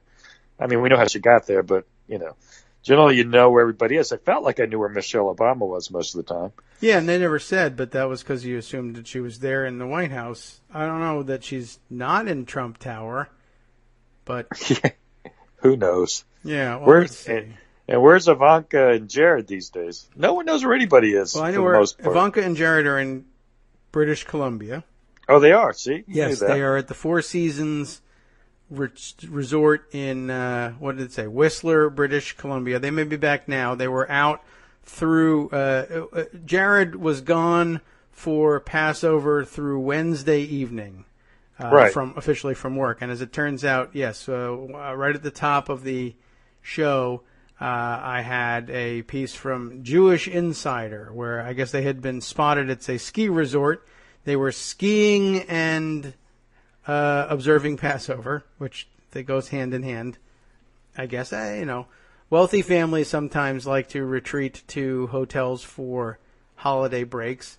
And I guess wealthy Jewish families, no different. It's a bit of a thing. A hotel will put on a whole...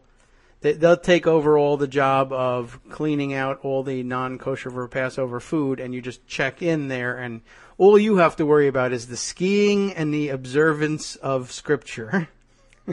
And are you kidding? And making that work. No, that's a real thing. There's nothing prohibiting skiing in the Torah, as far as I know. I don't think there was a lot of skiing going on among the ancient Is that really Hebrews, reflection, though?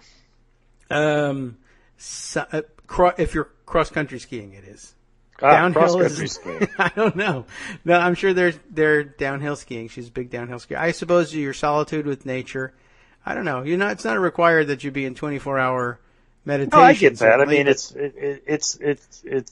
not the high holy days. All they're really after is I don't really want to shop for matzah, and if I check into a hotel that's got it, I have the meal. We have the Seder. There's a speaking program. They bring in, I do think it's interesting that neither Ivanka nor Jared actually seem to do, other than I guess when with her father, they don't seem to do events at Trump branded properties.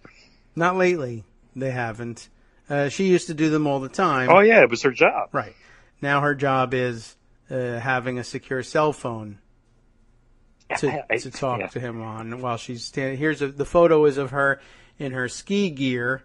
She's got a very cool ski outfit, and she's talking on her secure cell phone, presumably, and at the buffet line, filling up a plate with, it looks like matzah. So she's in observance there. So, I don't know. This doesn't answer the question of Melania, though, at the Easter egg roll. The New York Daily News has the story you mentioned. Not a peep from the Trump White House to schools who were previously invited to annual Easter tradition. But I'm sure that they're still making, I assume, maybe, they're still making outreach to the families of service members and veterans. They usually made up a large portion of the invitees, so they may have gone to the service branches with that stuff, as opposed to the schools. There's a picture of Melania waving, but it says plans remain unclear as to how many guests and or schools President Donald Trump and First Lady Melania Trump decide to invite. It just will not say flatly anywhere that Melania is going to be there or is expected to be there. That's interesting. I don't know whether that's, par for the course because they just assume she's going to be there. It does say any major slip-up could reflect poorly not only on the White House but on First Lady Melania Trump, who spends almost all of her time away from Washington and hasn't been as hands-on. It will reflect on her fairly or not. Well, that's true.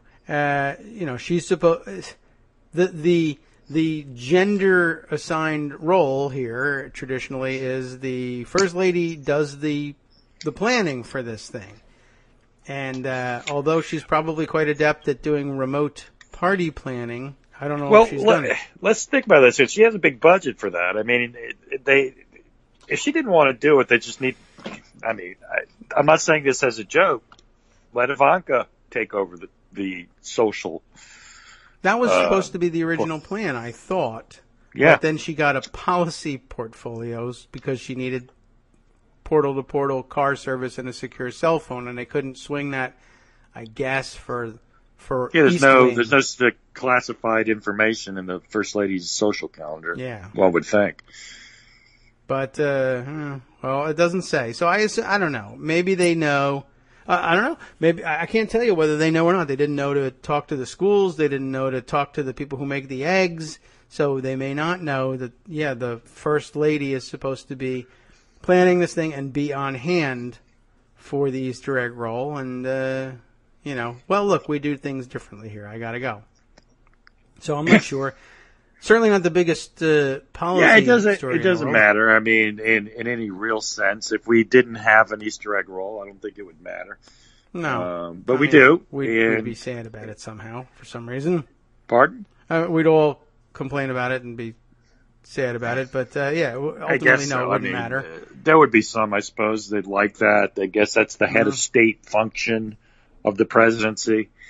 But do you really need that function? I mean, no. It's not like. Anyway, I'll leave that to people that care about it. Okay. Well, yeah, I'll just follow their lead. If people care about it, I'll be willing to care about it too. I'll help you care about it. Meanwhile, like I said, the big thing I took away from yesterday was the various policy flip-flops. I haven't really absorbed the NATO one yet, but I was surprised by the China currency manipulator one. The Wall Street Journal, likewise, very surprised by this, and their reporting was very interesting and very widely shared, particularly in side-by-side comparisons of quotes from the campaign trail. Day one, I'll declare them a currency manipulator, and the new position of no, not only will I not do that, but I think that they're doing great. They're not currency manipulators at all, and maybe never were. And it reminded me of some stories that I had put away in pocket prior to last weekend and the visit to Mar-a-Lago, which included, let's see if I can find this piece here. There was a Politico piece, I think, that basically argued that Trump's foreign policy team, such as it is, was in no way prepared to deal with the Chinese, and that his team was going to be far outclassed and overmatched by the team that the Chinese side was bringing. And lo and behold, it comes to pass that this team talks Trump out of calling them currency manipulators, and in fact saying that they're absolutely not, and persuading them that North Korea is a very complicated issue and you should probably let us handle it after all, and not, but in a way that we're not constantly being fact-checked by you guys. And again, he hands that over. And it looks like the reporting was correct. They went into this with a team that was not prepared to deal with the Chinese and gave away the store. Whoops. Well, remember when it started, all the ambassadors were told to pack up on January 20th. And yes. Right, and lots of discussion yesterday too about his alleged surprise at finding out that North Korea was actually quite a complex situation, and people saying it's too bad you didn't think that this administrative state you've been so busy deconstructing might have someone somewhere that knew something, maybe even had spent years exclusively studying this mysterious country that you know nothing about, that you needed so much advice from on the Chinese. You might have, Mr. President America First might have looked in America first for someone who understood North Korea before surrendering it to China. I just can't get over I think this is maybe emblematic of it with the travel ban when it was Stephen Miller and the first one. Remember the first one? Yes. Miller and Bannon wrote it. Yeah. They had no idea what they were doing, obviously. Right. I mean, that's why it was easily swatted down. And it's like, don't you want to put it through people that understand what the system requires? No.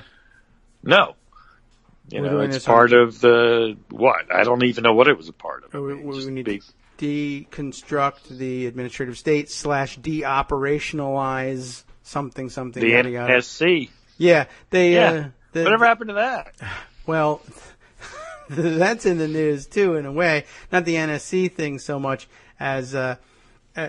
Remember, I told you that, and I didn't save this article because it was Daily Caller, and I don't typically go to them. But I told you that they Breitbart outsourced the Kushner bashing to Daily Caller. The way they did it was with a piece that ended up getting run in the Daily Caller that alleged that Kushner was the really disruptive factor now in Washington, and he was the one screwing things up all over the place. Any mistakes that were being made, now that he had seized control of the agenda from Bannon, all the mistakes could be laid at his feet. He's the one, as they said, effing things up and causing problems for the NSC and foreign policy generally, et cetera, et cetera. But it struck me that, last week when things were getting screwed up and problems were being caused and they were effing up the National Security Council, that was fantastic. That was deconstructing the administrative state and deoperationalizing the NSC. It was super cool, 11-dimensional chess, insider game, intentional planning. Now it's just back to plain old screwing things up, and that's Jared's fault. So that's out of fashion now. Okay. I guess that's it. None of it makes any sense, but it's slightly related. Eric Bowler asked a great question. Why is Jeffrey Lord still on CNN? Oh. Yes, also a big problem this morning. He clearly has no connections to Trump himself or to anybody close to Trump. He doesn't really have insight. It's just like having Bill Mitchell on. I mean, isn't that basically the Bill Mitchell role for CNN? I mean, I guess so. He just stands there and defends and. Well, he said this crazy thing this morning, right? Yes. What, he compared him to Martin Luther King? I think. Called him the Martin Luther King of healthcare. Right. Which I still don't understand. What does that mean? Maybe it's just that his policy is a dream. That could be it. I think it's that he was putting people in harm's way because he talked about putting people in harm's way, and I think he's saying Trump, with his threat to destroy the Affordable Care Act, is like Martin Luther King putting people in harm's way for civil rights. I think that's what he meant. I really do. Well, that's okay. Well, you know what? You may be right. That's what he meant, because it's wrong. It's crazy. It's wrong doesn't even begin. Put people in harm's way as opposed to, shall we all together put ourselves in harm's way? Yeah, but even that, Martin Luther King wasn't president of the United States. Well, that's true also. It turns what are you out. talking about? Are you sure? He had a big crowd. Well, I mean, I'd have to check the J. Edgar Hoover tapes, but I don't think so. So this is the way Bowler puts it. He's right. What's odd on CNN's Lord train wreck is that it's clear he has zero juice inside the White House, offers no insights into what Trump team thinks, et cetera. What's the point? If you have, Corey Lewandowski, at least, you were getting it from the Trump campaign, right? I guess so. Basically. And they probably think, you criticized us for having Corey Lewandowski, who was an insider. So let's get somebody who knows absolutely nothing. Yeah, well, we just need somebody who's reflexively pro-Trump, but isn't necessarily taking instructions from them. And that's not wrong. It's just he's so awful. But I'm sure that look, he's worth clicks. He says outrageous things. That's the business model. We're going to get attention and reads and clicks for CNN.com. How did Zucker put it? That's like part of the melodrama or the teledrama? No, I don't know. But something like he had this sort of scripted explanation for why he why he had them. Yeah, it was kind of weird. Oh. Anyway, you've got 20 minutes left, and I take way too much of your time when I was going to just do 10 minutes on why Trump's latest tweet was fascinating. But the stream of consciousness is key to the show. It really, certainly when you and I get involved in it, I think we ended up back at the Easter egg roll. Yes, right, very important until Monday. So, okay. Well, I'll wrap these things up, and I'll fill in some detail here. Okay, good. Get some actual commentary reporting on actual facts as opposed to me. From the terrible mainstream remember when? They're doing a remember when story. Okay. Have a good one. Thank you. You do the same, and let's fill in the blanks here. I meant to share this with you while you were here. I thought you would get a kick out of this one. Maybe you'll hear it now. I noticed that in absolving China of the currency manipulator label, the Wall Street Journal also reported that the president noted in a wide-ranging discussion of issues of interest to the financial community, that's why the Wall Street Journal was reporting on it, that his monetary policy, he had some thoughts on monetary policy, including the question of whether or not he would reappoint Janet Yellen to the Fed, which he had said during the campaign, probably not, but just probably not. He never said absolutely not.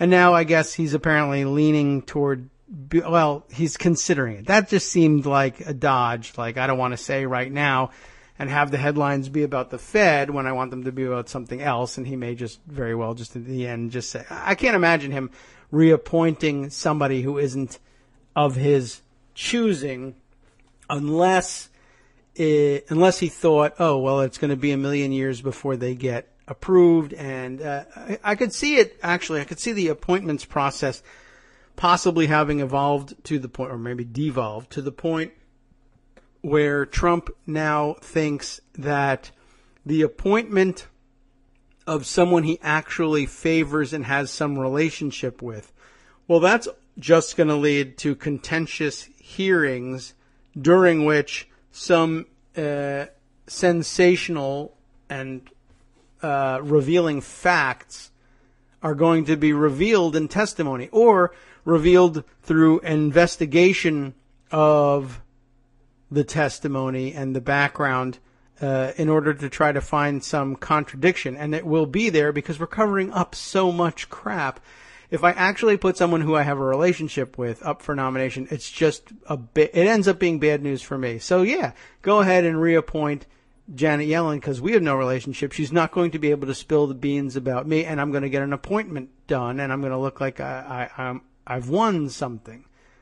I guess that's the only scenario under which I could see him reappointing Obama holdovers and Yellen in particular. But who knows? Maybe he's actually happy with her fiscal policy. Anyway, I was going to say that the more surprising part of this one, though, was that he was observing that the dollar was strong, or as he said, is getting too strong.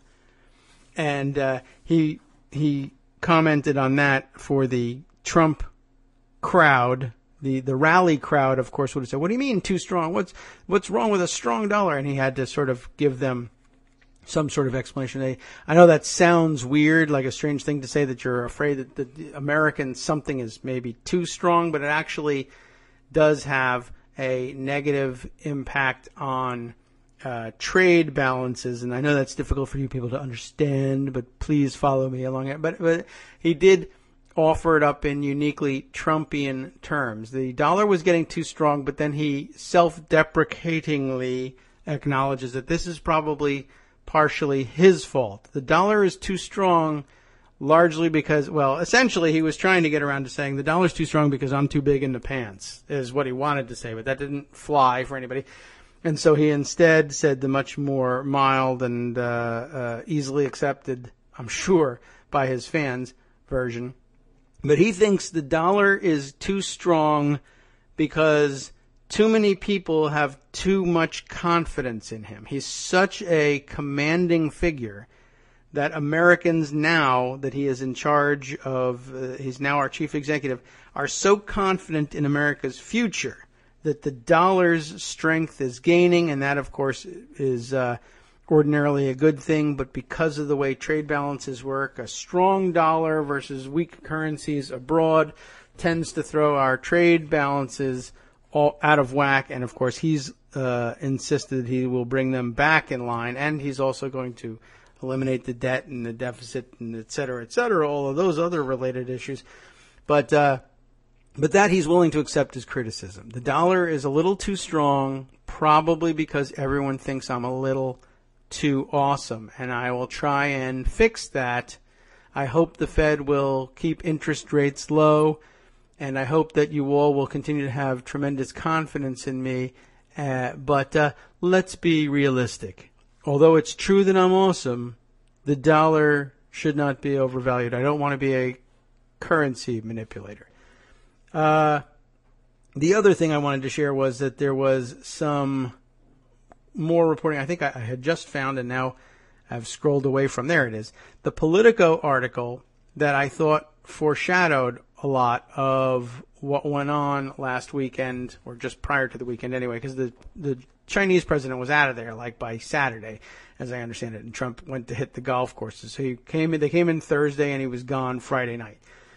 Politico ran this piece. Josh Meyer wrote it back on the 6th of April. Trump lacks key players for meeting with Chinese leader. The president's skeletal team will be going up against a vastly more experienced Chinese core of experts. So this fills in some of the blanks and may, in retrospect, help explain how it is that the Chinese president could come in for a day and a half, not even play golf, enjoy some chocolate cake and ringside seats to the bombing of Syria, Syria, and still have accomplished major policy reversals for Trump on currency manipulation charges and on the North Korea portfolio. By the way, some horrible photos these days being circulated of Donald Trump, and I think he's given up trying to control what makes it into the press and what doesn't. There's no way you can control the photo portfolio of the president. All right, so back on the 6th, this was the way it went in Politico. President Donald Trump may be brimming with confidence going into his Mar-a-Lago summit with Chinese leader Xi Jinping, but some China watchers say he could easily be outmatched by a superbly well-prepped Beijing diplomatic team aiming to exploit gaping holes in the White House's fledgling China policy group. Now, I'll say going forward here, some of the anticipated exchanges, some of the things that he thinks the White House can get outclassed on, there's no word yet that any of those more subtle bits have come to pass, though we may yet find out in the future that they have. I don't know. If you view it as I do, as setting the table for some, I don't know that anybody would have bet ahead of time on the probabilities of major reversals like these, like China's not a currency manipulator and I'm going to take my education on North Korea from the Chinese president. I don't think anybody really considered that. In hindsight, it seems kind of obvious now, but we're still in shock about Trump being the president, and we're still slow to realize that the most outrageous things are still possible because he's such a neophyte and in so far over his head. Anyway, you'll get the idea as we read through this. Trump will be relying heavily on son-in-law and real estate magnate Jared Kushner, with some assistance from old China hand Henry Kissinger, who I don't believe was photographed on the premises, and Secretary of State Rex Tillerson, who knows nothing about it. He's an oil executive, of course, who is mostly unfamiliar with the customs and political protocols of a Chinese delegation that places a premium on them. But Trump hasn't filled many key positions that could bolster him in the negotiations, including Assistant Secretaries of State and Defense for East Asia, according to former U.S. officials and other experts familiar with China policy. And, of course, also according to people with eyeballs who have seen that he has made 0 appointments to anything, anywhere. Those are very key players, and without people in those positions, it is hard to imagine that the administration in this short period of time has been able to come up with, I guess is what they meant to say, a comprehensive China policy, says Dennis Wilder, who served from 2015 to 2016, a long career, as the CIA's Deputy Assistant Director for East Asia and the Pacific. A Trump administration spokesperson had no comment on whether the White House's China team is up to the task or hindered by unfilled positions or lack of experience. They are, but there's no comment. Other key positions remained unfilled, including a China-related slot at the U.S. Trade Representative's office, and one of the most important slots, Trump's Senior Director for Asia on the National Security Council, is occupied by Matthew Pottinger, a former Beijing-based journalist turned Marine who served in Iraq and Afghanistan and was brought in by Trump's first national security advisor, Michael Flynn, who's a spy. So, While I'm sure he will learn quickly, he has no experience in negotiating with the Chinese at this stratospheric level, said Wilder, who was also Special Assistant to the President and Senior Director for East Asian Affairs at the National Security Council in the Bush and Obama administrations. In contrast, Xi will come to the summit with a team of players with decades of experience in negotiating with at least 3 successive American presidents, and a huge playbook brimming with research and intelligence on U.S. positions on trade, security, and other key issues, according to Wilder and others. Xi will have his secret weapon, Wang Huning, a senior advisor to 3 Chinese presidents and a specialist on U.S. politics who has accompanied the Chinese president on dozens of overseas trips to meet with world leaders. Security experts say that Trump, to some degree, should be able to wing it by focusing on trade and North Korea, and he did, and committing to a series of follow-up meetings where the real policy experts meet to discuss the nitty-gritty details. He will also have Secretary of Defense James Mattis, Reince Priebus, and some other aides at his side at his Palm Beach resort, according to a background briefing provided by the White House in advance of the summit. But none of them are considered China experts either. One who is an expert on China is a holdover from the Obama administration, NSC Director for China, Leah Bray. By the way, I was just thinking that this probably also dovetails with the launch of the Syria attack.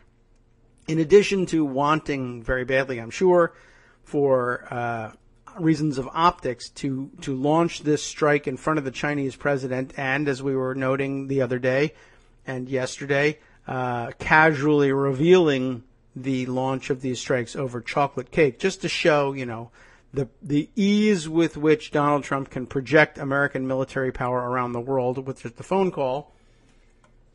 It was probably considered a bonus to do it during the meeting with the Chinese president, which was being kept short anyway, right? They arrived on Thursday, they finished up by Friday, and he was out of there by golf time Saturday morning, and it's an awful lot easier to deal with it. One, if you compress the whole meeting into a day and a half, you don't have to occupy that much time, particularly if a significant portion of it will be spent on chocolate cake and sleeping after chocolate cake. But if you can also take several hours out and disappear and not be in the presence of the Chinese president, then you don't have to cover topics other than those you're capable of BSing on, like trade and perhaps North Korea, because you're gone. And when they say, well, where were you? We have limited time together. You say, well, I was bombing Syria. That's very important. Oh, well, I understand. You have to be, and it's a national security thing. You can't invite me in. We can't sit together and talk China while you bomb Syria. So several hours could be blocked out, and then the rest of it he's taking naps. So it's going to work out just fine. Anyway, the article does continue. There's considerably more. We're not going to get through all of it, but it does note here, by all accounts, Trump and Xi weren't expected anyway to reach any significant agreements on key issues like trade and North Korea's increasing belligerence and test firing of intercontinental missiles. The two-day summit is being pitched as a first step in building, and some say repairing, the relationship between the two leaders and overcoming a sense of mutual distrust that Trump reinforced by sharply criticizing China throughout the campaign. Of course, as we now know, afterwards, it's all, chocolate cake and rose petals. Now, they're like two peas in a pod. It's almost as if the Chinese president has taken the American president under his wing to instruct him in the ways of the world and to teach him how complicated North Korea really is, and that he'll take care of it, but it all has to be done just so. And golly, I never realized it was so complicated. Thanks for coming by and teaching me about it. The balance of the article, by the way, does make some very interesting points about the real delicacy of the relationship between America and China, and just the protocol issues and the things that a seasoned China hand would know to instruct the president beforehand not to accidentally mention or agree to, that the Chinese are particularly adept at presenting a conciliatory front and asking for signing on to joint statements that have very slight, very subtle changes in wording aimed at giving the Chinese, if the Americans will agree to it, the ability to portray the two of them as co-equal superpowers. And it's the kind of detail that you could imagine Donald Trump really not giving a crap about one way or the other, but other presidents, because they're serious players, paying close attention to, and paying close attention to their advisors saying, it doesn't seem important, but trust me, the Chinese view it as extraordinarily important. So far, no word on any of those tricks having been pulled, but I will note that people were reporting yesterday that the two presidents had a follow-up phone call, I guess, just the other day, and that transcripts were released of the phone call from both sides. The transcript, of course, from the Trump side was absolutely missing. All it said was, there was a phone call and it was a very productive one. Thanks very much. The Chinese released a very detailed transcript of the call, and I hadn't yet read this. I should comb it over, and we should see whether they pulled any of these rhetorical tricks. We're not issuing our own statements about these things because we don't have anybody capable of issuing them with the subtlety and nuance required. So they just summarily say, we had a phone call, leaving the historical record to the Chinese to write, which this article argues is an enormous political mistake. But how would we ever know? I don't know. Anyway, lots of other things are happening, of course. They'll all be picked up on by Wink and Justice in the after show to follow. And we'll try and cram in a little summary of what you can expect right after this. From Daily Kos Radio on netrootsradio.com. You have been listening to the Kagro in the Morning Show with David Waldman. Thank you again for listening. Do stay tuned, of course, for the Thank God It's Jovidi episode of Thursday's after show. Looks to me like here's the things I want to point out. On the last half, they'll be talking about how Trump wants to slash $9 billion from the Department of Education while spending $1 million a month on security for Betsy DeVos. Stay tuned.